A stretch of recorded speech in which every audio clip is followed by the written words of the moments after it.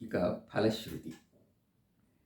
మహాగణేశ పంచరత్నమాదరేణ యోన్వహం ప్రజల్పతి ప్రభాతకే హృది స్మరన్ గణేశ్వరం అరోగతామదోషతాం సుసాహితీం సుపుత్రతాం సమాహితాయురష్టభూతిమభ్యుపైతి సోచిరాత్.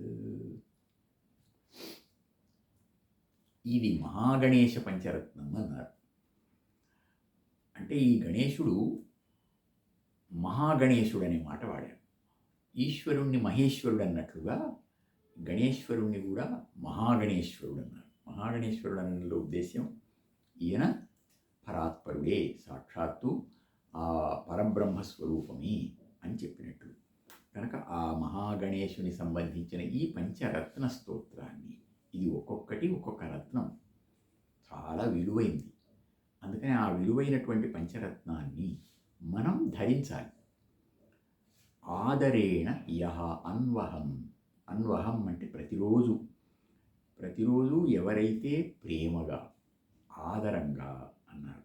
అంటే మనం హృదయపూర్వకంగా ఏదో మొక్కుబడి కాదు, హాయిగా హృదయపూర్వకంగా ప్రజల్పతి ప్రభాతకి హృది స్మరన్ గణేశ్వరం, ఆ గణపతిని హృదయంలో స్మరిస్తూ, ఆ గణపతి రూపాన్ని, గణపతి స్వామిని మనసులో స్మరణ చేసుకుంటూ, ఉదయమే లేచి తెల్లవారి లేచిన వెంటనే మన మనసులోకి ఆ స్వామి రావాలి.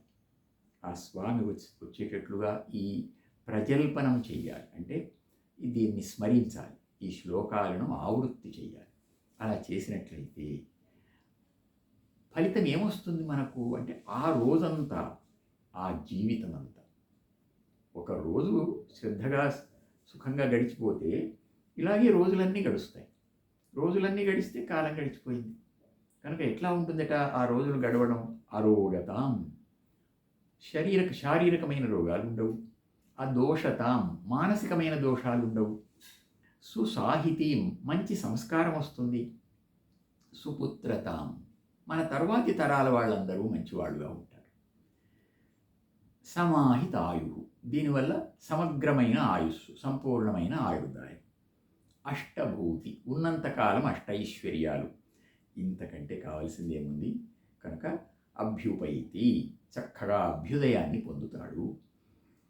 అచిరాత్, ఎప్పుడో వస్తుంది ఇది, ఏ జన్మకో వస్తుందని కాదు, వెంటనే వస్తుంది, సద్య ఫలితం. కనుక ఈ పంచరత్న స్తోత్ర పఠనం ఉదయమే లేచి చెయ్యాలి అన్నారు. ఉదయం అని చెప్పడంలో మంచి అంతరార్థం ఉంది. ఏమిటంటే, సాధారణంగా మనం ఉదయం లేచినప్పుడు మనస్సు చాలా ప్రశాంతంగా ఉంటుంది. అంతకుముందే విశ్రాంతి తీసుకొని ఏ భావాలు లేని గాఢమైన నిద్రలో నుండి బయటకు వస్తుంది.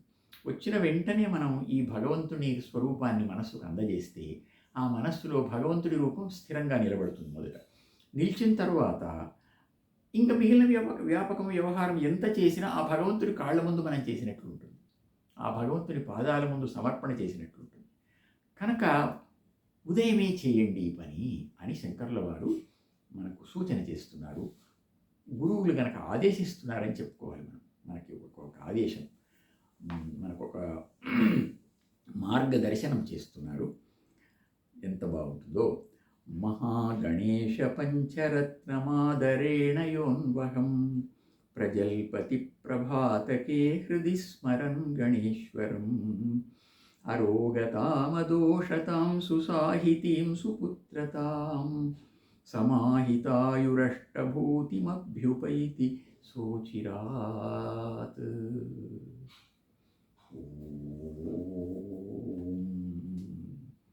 నమో వెంకటేశాయ.